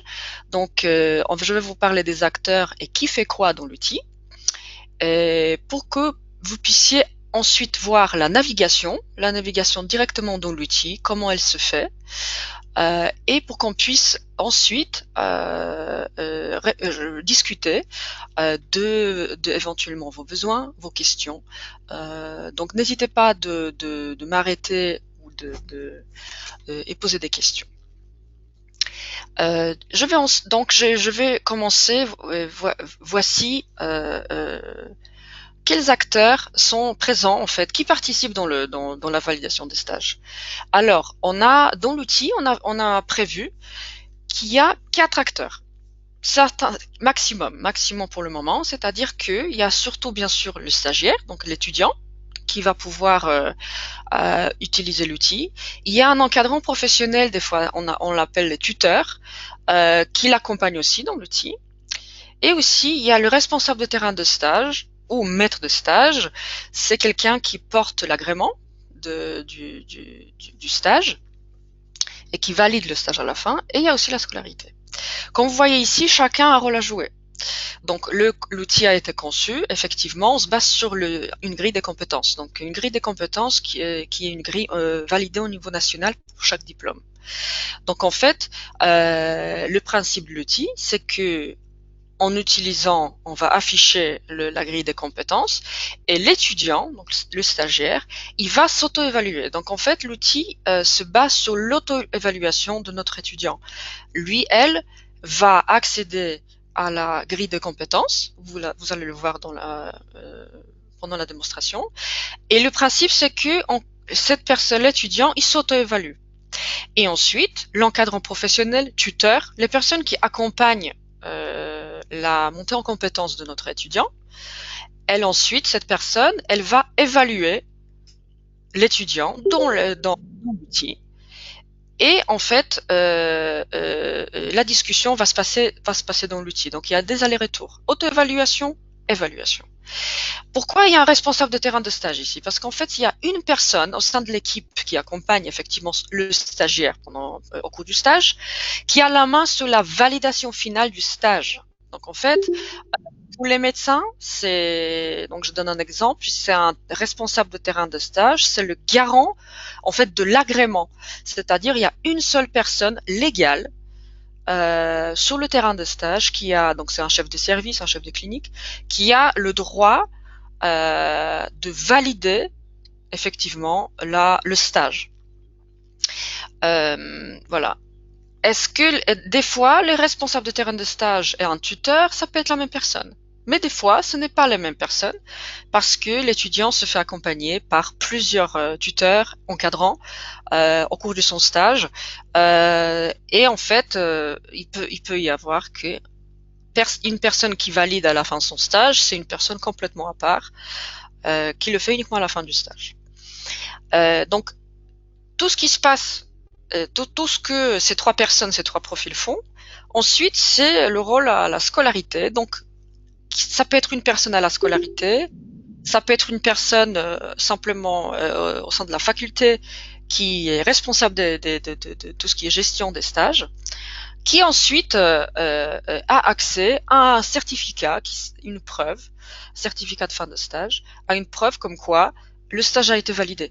Donc vous voyez, tous ces acteurs-là, ils ont accès à l'outil. Et ensuite, je vais vous montrer comment la navigation se passe pour que vous puissiez voir la logique de cette navigation dans notre outil compétences. Donc je vais passer à la démo. Donc comme je vous ai dit, la navigation commence par l'étudiant. Donc moi maintenant je suis sur l'interface de notre étudiant. Simplement pour vous qui connaissez déjà notre site SNG, dans notre plateforme e-learning, le site SNG, pareil comme pour Mediafolio, pareil pour les compétences, pour les stages, la porte d'entrée c'est toujours site SNG. Site SNG c'est notre outil mère qui ensuite intègre effectivement où vous trouverez les accès à plusieurs outils comme Mediafolio, comme le stage. Et en fait, l'interface que vous êtes en train de voir, c'est l'interface une fois accédé via le module stage dans site SNG, vous arrivez sur cette interface-là. Donc en fait, comme vous voyez ici, comme je vous ai dit, tout le processus commence par l'étudiant, parce que l'étudiant doit tout d'abord s'auto-évaluer. Donc là, voici, nous sommes sur l'interface de l'étudiant, où vous voyez, on a toutes les informations.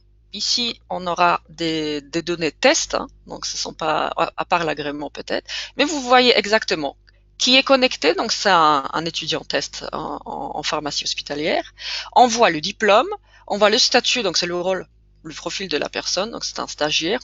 Et après, on a la description du stage et bien sûr toutes les données liées au stage, le semestre, les dates, etc. Et aussi en bas, on voit aussi qui Donc, qui est le responsable de ce stage, le numéro de l'agrément. Donc, toutes ces données-là, et l'agrément ici, le responsable de terrain de stage, donc la personne qui valide à la fin, ça a un responsable test, qui est ici RTS4, UNES4.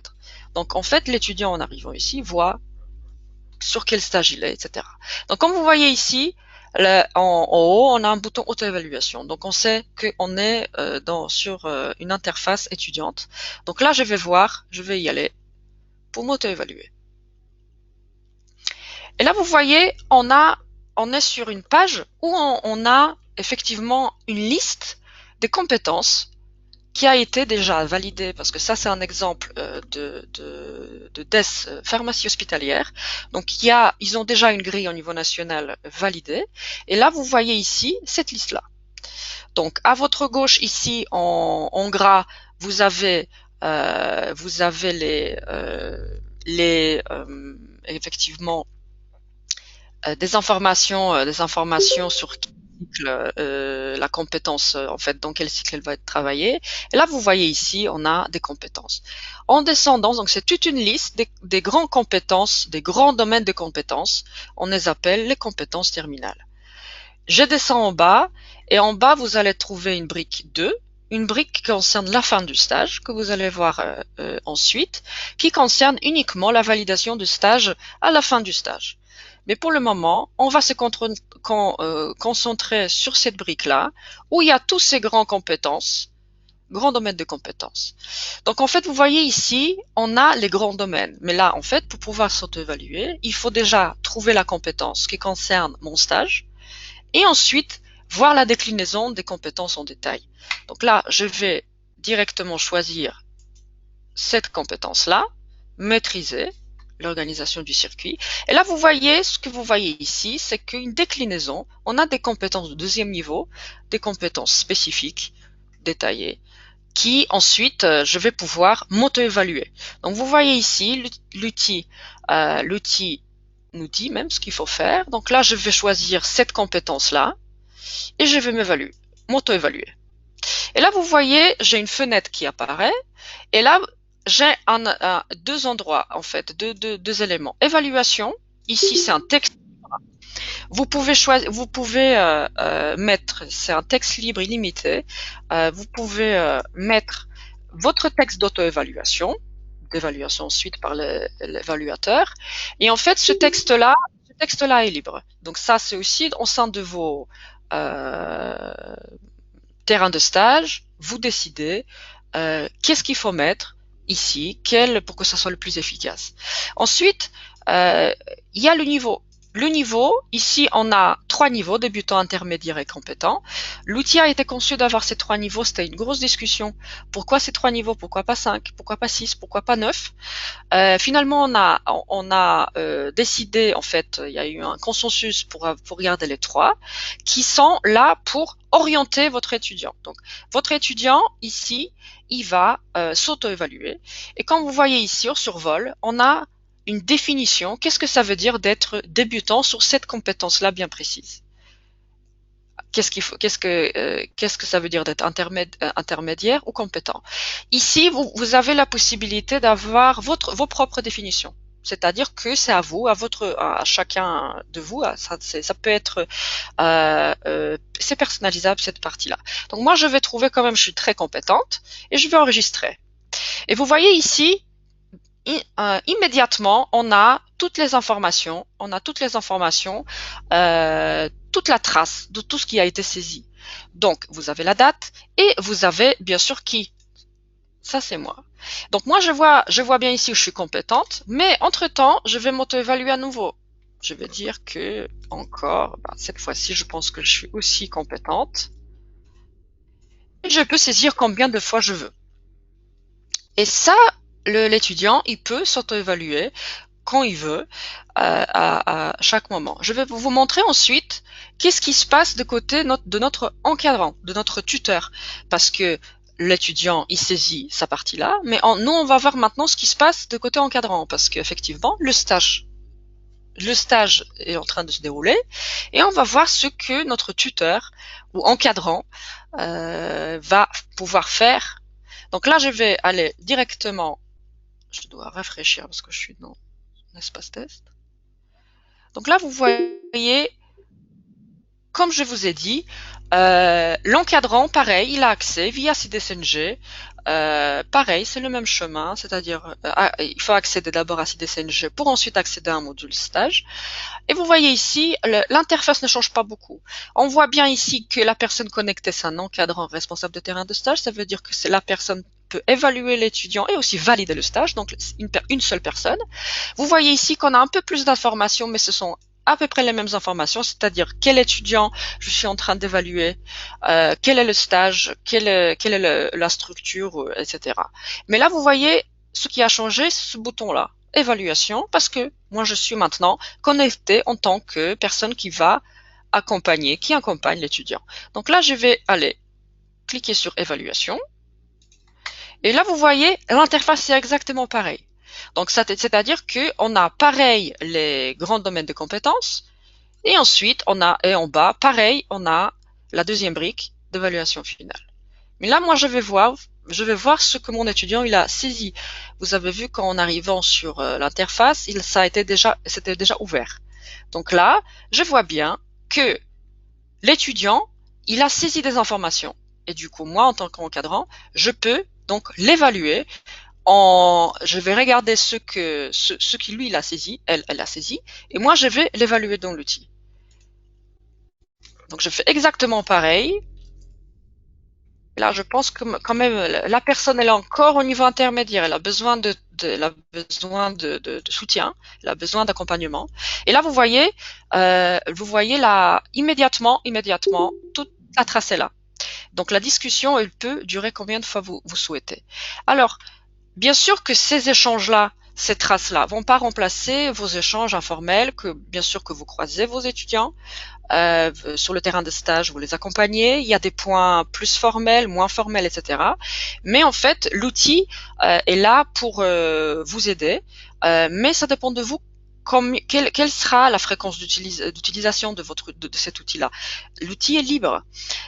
La chose qu'il faut noter, c'est que l'outil, comme vous voyez, c'est un système d'échange qui peuvent se passer en asynchrone, c'est-à-dire que, par exemple, l'étudiant rentre le soir, il finit sa journée, il va saisir les informations, et le soir, il va pouvoir saisir ces informations, mais vous allez pouvoir le voir le lendemain, mais même si l'étudiant n'est pas sur le milieu de travail, il y a cette discussion en décalé que vous pouvez effectivement tenir avec votre étudiant.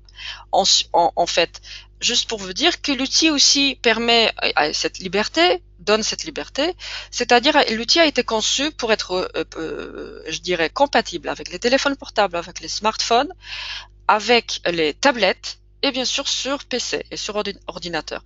Donc vous voyez bien que l'étudiant, il peut par exemple le soir prendre son téléphone portable, il peut saisir certaines informations dans l'outil, les traces sont enregistrées immédiatement et l'encadrant, le tuteur en question, la personne qui accompagne sur ce sujet-là l'étudiant, peut consulter 2 jours plus tard sans besoin de voir l'étudiant, même si peut-être même si ils vont pouvoir se voir dans 2 semaines ou dans 1 semaine, mais la trace est déjà là. Donc cette discussion, c'est pas un chat, mais une discussion sur la montée en compétence de notre étudiant, entre l'étudiant et plusieurs tuteurs, parce que il peut y avoir plusieurs personnes, plusieurs tuteurs, enseignants qui vont accompagner.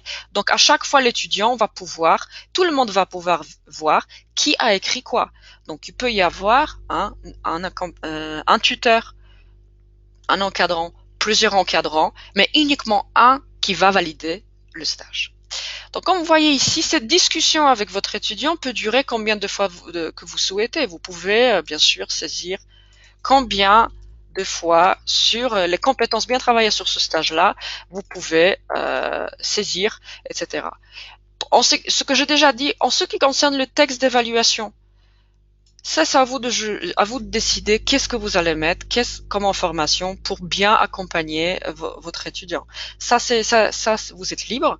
Et au sein de chaque diplôme, chaque formation, vous pouvez décider qu'est-ce que vous allez mettre entre vous, vous êtes décidé entre vous, quel texte d'évaluation vous aimeriez bien effectivement mettre. Donc là, en fait, ces discussions ces allers-retours entre l'étudiant et les encadrants, les enseignants, peuvent durer, voilà, combien de fois vous souhaitez. Il y a des pratiques, surtout en médecine, mais en pharmacie, j'ai déjà pu entendre qu'effectivement, il y a des points, au moins 3 au cours du stage. Par exemple, il y a au bout de 2 mois de stage, au bout de 3 mois de stage et peut-être à la fin du stage. Mais ça, vraiment, ça dépend de vos pratiques. L'outil est libre. Le stage peut durer 6 mois, 4 mois. Tout, en fait, tout type de formation peuvent l'utiliser. Mais c'est vraiment à vous de décider quand est-ce que vous faites ces points formels, je dirais, dans l'outil. Ce que je vais vous montrer maintenant, je vais passer à la deuxième partie, c'est-à-dire on va sortir là en ce moment on va essayer de clôturer un stage. On va essayer, c'est-à-dire on va se retrouver, c'est la deuxième partie, la deuxième brique dont je vous ai parlé, qui est la brique d'évaluation finale. C'est-à-dire que qu'est-ce qu'on fait quand le stage se termine? Et pour le valider, qu'est-ce qu'on fait? Donc là, c'est cette deuxième brique dont je vous ai parlé, sert exactement à ça. Je suis à nouveau sur l'interface de l'étudiant, et vous voyez ici que dans cette brique-là, la procédure est exactement pareille. C'est-à-dire que l'étudiant, il va s'auto-évaluer, mais il va identifier cette fois-ci les points positifs, les points améliorés, et il va s'évaluer globalement. Il va encore à vous de préciser qu'est-ce que vous voulez que ce texte ici contienne. C'est-à-dire, c'est à vous de décider. Donc là, vous voyez, c'est exactement la même navigation. Donc je clique sur évaluer. Moi, j'ai déjà pré-rempli. La personne, l'étudiant, il remplit texte d'évaluation, de points positifs, points améliorés, etc. Il enregistre. Ici, vous voyez, l'étudiant a déjà saisi sa partie. Donc là, je vais sur l'interface de notre responsable de terrain de stage, dans notre interface enseignant. Je vais pareil descendre pour récupérer la deuxième brique. Et vous voyez ici que c'est exactement pareil. Donc, évaluer. Je vais évaluer mon stagiaire, mon étudiant. Mais ici, en fait, à cette partie-là, il n'y a que les responsables de terrain de stage qui ont accès, pas les encadrants simples. Ici, j'ai intégré, je suis en train de vous montrer une interface pour quelqu'un qui intègre ces deux rôles. Ils accompagnent les étudiants au cours du stage et ils valident. Mais normalement, à cette brique-là, il y a uniquement la personne, le garant de l'agrément, qui a le droit de valider. Le stage a été bien validé. Donc là, vous voyez, je fais exactement pareil. Je vais évaluer mon stagiaire. Et là, vous voyez, il y a pareil, point positif, point amélioré, évaluation globale, en fait, un texte à définir. Et là, vous avez la possibilité effectivement de valider le stage tout de suite, en fait valider, ou par exemple non valider pour attendre. Par exemple, vous voyez ici, attendre en fait vous pouvez le présaisir avant de votre entretien avec l'étudiant. Ça dépend encore de vos pratiques. Si vous avez un entretien de fin de stage en présentiel, mais il y a cette possibilité là de le pré-remplir et attendre la validation finale. Comme vous voyez ici, j'ai mis non validé, mais je vais quand même valider le stage. Valider. Donc là, mais comme vous voyez, le stage n'est pas encore fini. Il y a un bouton qui a apparu, clore. C'est-à-dire que jusque-là, vous pouvez encore faire des modifications. Le texte, effectivement, le stage est validé, mais ça a été pré-rempli. Mais en fait, pour vraiment clôturer le stage, pour générer le certificat, il faut appuyer sur ce bouton-là. Donc, en fait, une fois tous ces champs remplis, on a ce bouton qui apparaît. Donc là, maintenant, je vais valider le stage.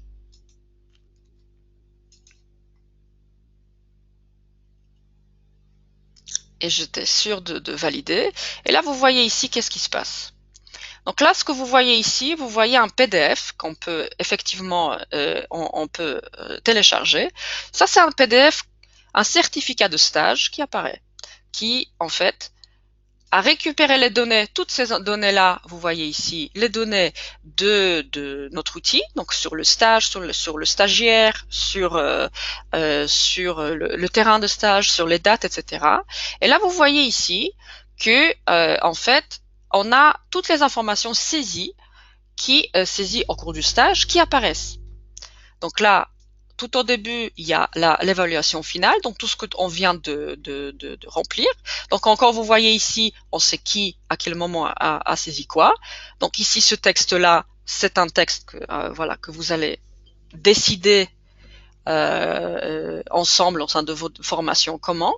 Et là, ensuite, vous voyez, quand je descends le certificat, on a effectivement toute la trace, tout ce qui a été saisi dans l'outil au cours du stage, compétence par compétence. Donc, vous voyez ici, on a pharmacie clinique, phase socle, et en rouge, la compétence en question. Et là, vous voyez ici, toute la trace est là. Donc, en fait, c'est pour cette raison-là, il est important de se mettre d'accord qu'est-ce que vous mettez comme texte, comme rédaction.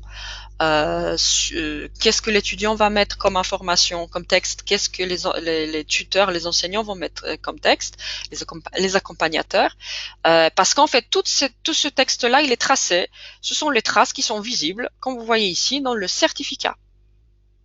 Donc là, ce certificat, c'est un format qui est bien connu pour les médecins. Donc vous voyez ici après, il y a effectivement l'endroit pour les cacher, pour le doyen et pour le coordonnateur, etc. Donc simplement, ce certificat-là, c'est ça où intervient notre scolarité, notre membre de scolarité ou notre personne assignée responsable des stages qui ensuite dans CIDSNG va avoir accès à ce certificat.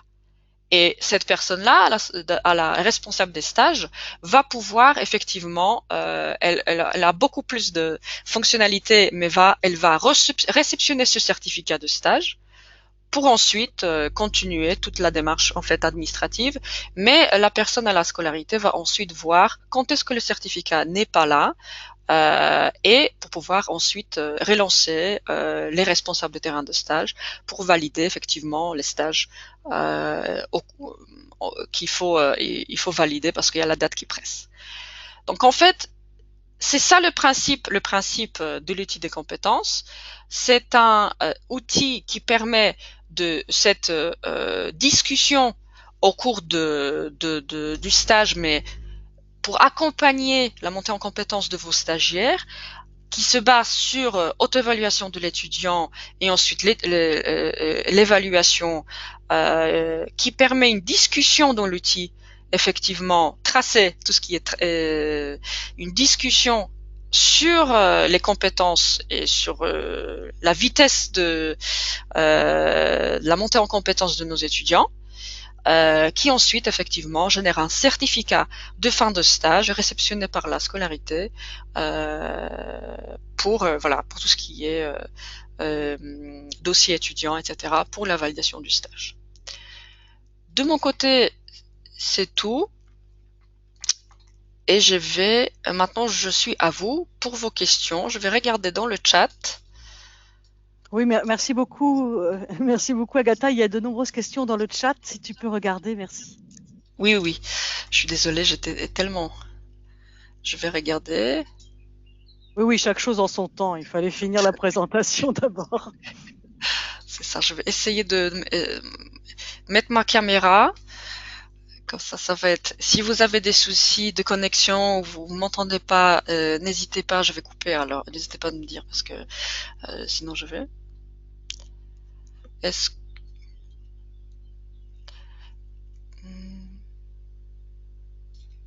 Ok.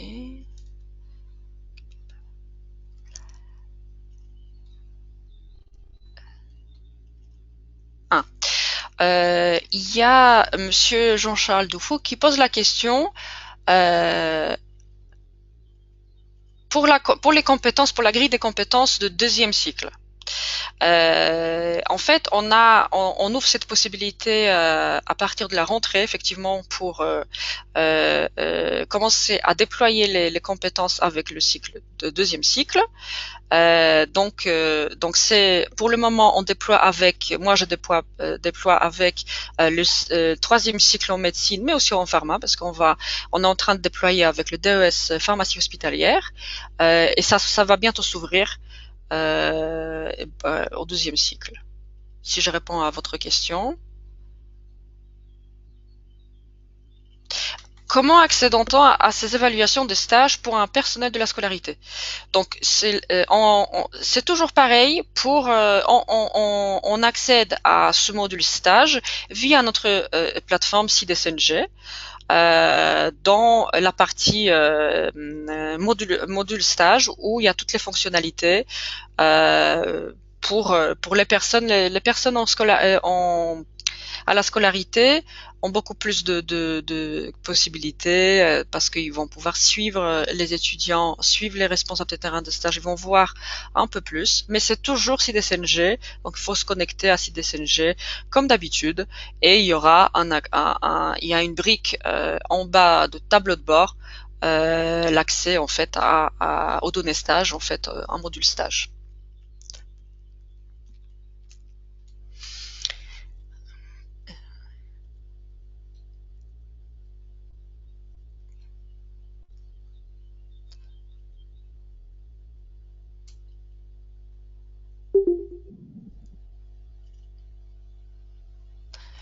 Ici, il y a une question.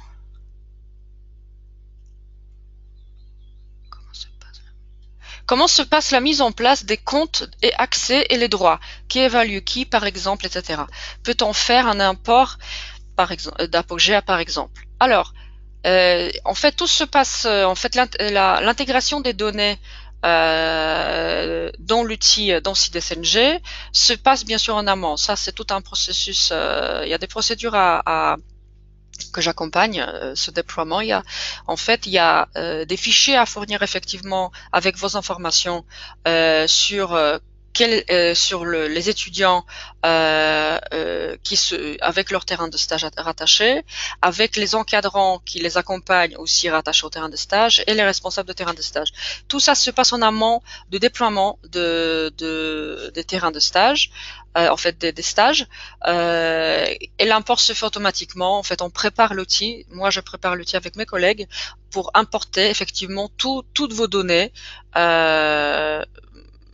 Donc, etc. Pour les comptes, en fait, on a deux possibilités. Déjà, les étudiants, donc comment on passe toujours via CIDSNG? Vous vous connectez avec vos comptes universitaires à CIDSNG. Donc, ceux qui ont un compte universitaire, il n'y a pas de souci. Donc, les étudiants et les enseignants, ils ont un compte universitaire, donc ils peuvent y accéder. Mais on a prévu aussi qu'effectivement, sur le terrain de stage, il peut y avoir des gens, surtout ceux qui accompagnent les étudiants, qui n'ont pas de compte universitaire parce qu'ils sont pas salariés universitaires. Donc on a prévu pour ces gens-là d'ouvrir, en fait, on a ouvert la plateforme CIDSNG pour ceux qui n'ont pas de compte universitaire. Donc en fait, on va créer manuellement. On a une possibilité de créer effectivement les comptes manuels mais non universitaires pour ces enseignants, pour ces encadrants en clinique, en hôpital, qui n'ont pas de compte universitaire. Donc on a prévu deux types d'utilisateurs. Et voilà. Et donc, est-ce qu'on peut faire un apport? Oui, on peut faire un apport parce qu'en fait, on fait l'import de vos informations en amont du déploiement. En fait, il faut le faire, il faut intégrer. C'est vrai que vous êtes les garants de ces données-là, parce que effectivement, c'est vous qui vous êtes en contact avec vos scolarités sont en contact avec les étudiants, avec les enseignants qui accompagnent les enseignants, les encadrants qui accompagnent sur le terrain de stage. Vous avez accès aux informations les plus fiables et on se base sur ces informations-là.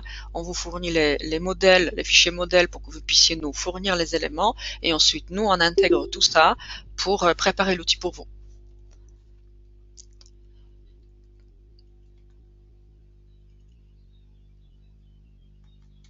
il n'y a pas, encore une question, il n'y a pas d'héritage de sommation des évaluations des sous-items pour proposer une synthèse au niveau du bloc 2. En fait, pour le moment, ce que vous voyez, ça c'est la première version de l'outil. Donc pour le moment, on n'a pas effectivement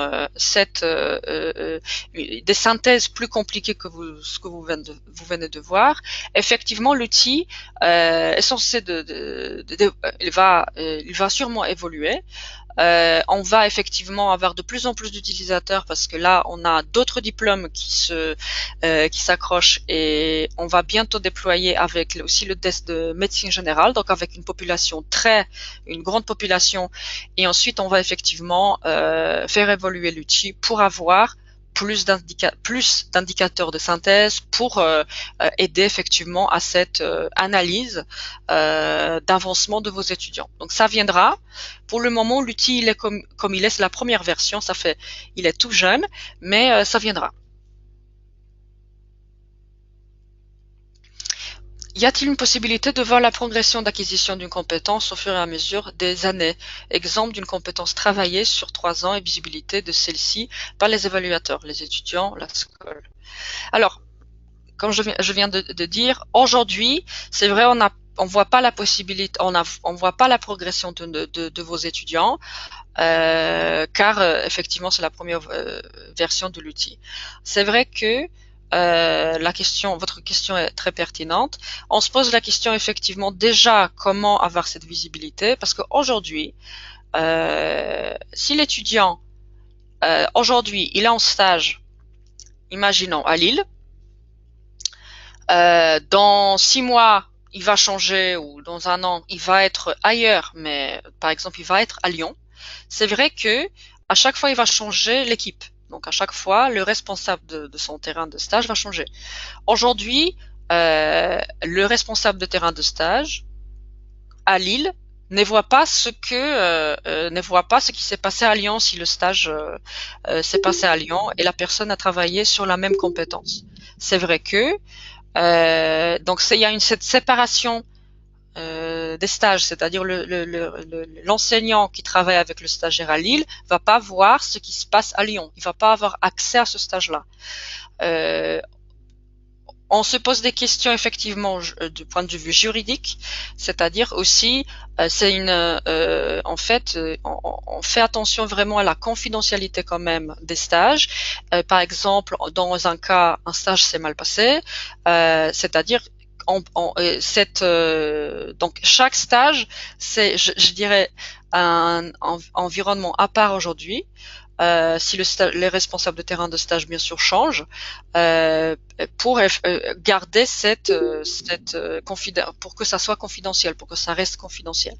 Effectivement, dans l'avenir, il va falloir prévoir quelque chose pour que la personne qui évalue son étudiant à Lyon puisse voir ce qui s'est passé à Lille sur cette compétence-là.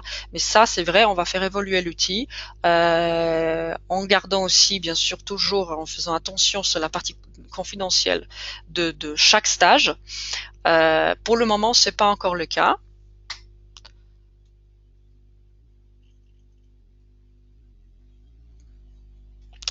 En cas de divergence dans l'évaluation entre stagiaires et encadrants, comment se gère la résolution de conflits écarts?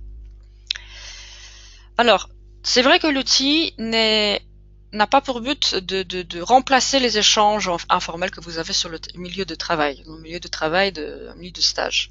Donc tout ce qui se passe, la partie interpersonnelle, se passe bien sûr aussi, pas forcément dans l'outil. Donc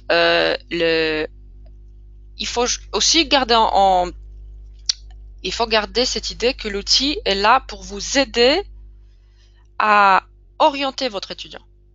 C'est-à-dire, ce n'est pas, effectivement, c'est écrit, après il y a des traces, etc.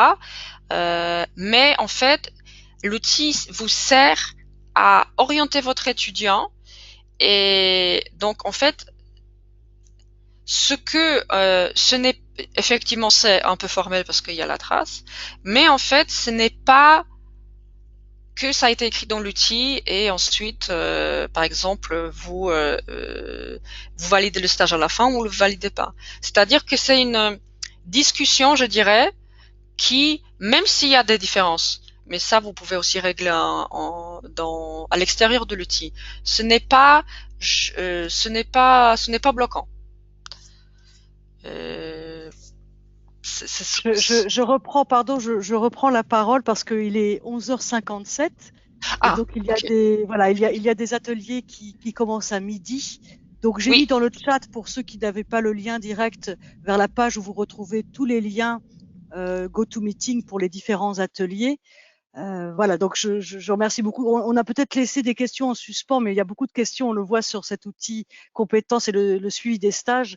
Donc on pourra peut-être répondre en asynchrone sur les questions qui sont restées en souffrance. Donc je remercie évidemment tous les intervenants et tous les participants pour cet atelier qui a commencé par Mediafolio et qui a fini par l'outil compétences. Et je vous donne rendez-vous donc vous avez 2 ateliers en choix. Donc bonne continuation, puis à très bientôt à tous.